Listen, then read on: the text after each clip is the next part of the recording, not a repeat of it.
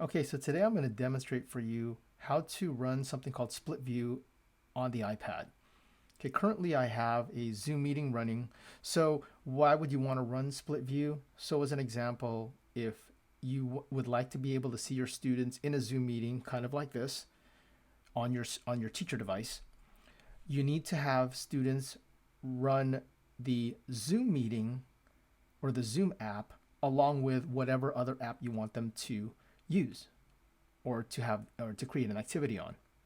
Okay, so what I'm going to do today is I'm going to demonstrate running the Zoom app along with Safari. And specifically, I'm going to be doing the Schoology app within Safari. Okay, so let me tap on my home button here. I'm going to go ahead and open up Safari. It happens to open up in Schoology. So I have that running here. I can tap just like I normally would on an iPad. I can tap on pages, on folders, and so forth. Okay, but I also happen to have that Zoom meeting running.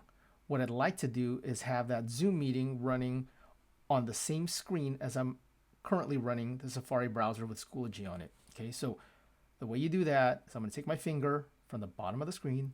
I'm going to drag up to reveal the dock.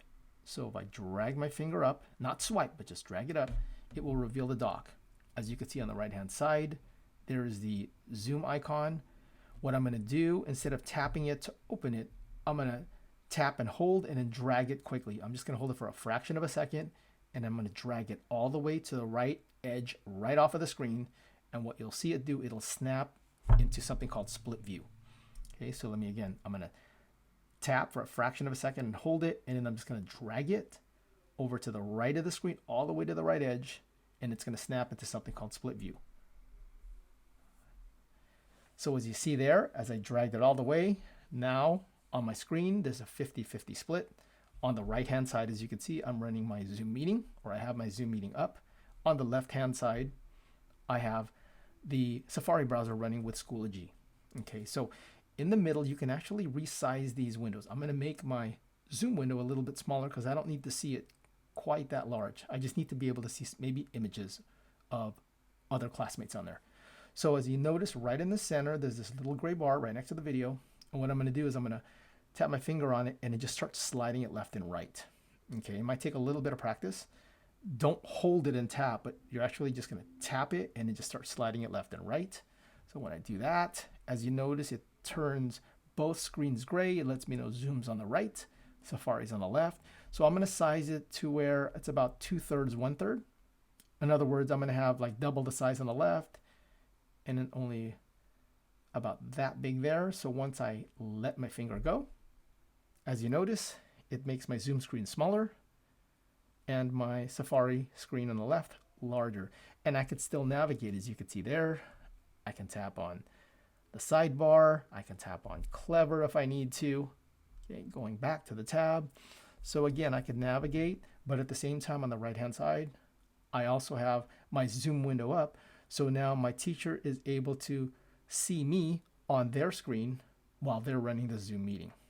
Okay, so again, to resize it, all I do is I just tap on that little gray bar in the middle, and then I just start sliding my finger, and it allows me to size it. If I want it to go around 50-50 or half again, let go, and it's right there.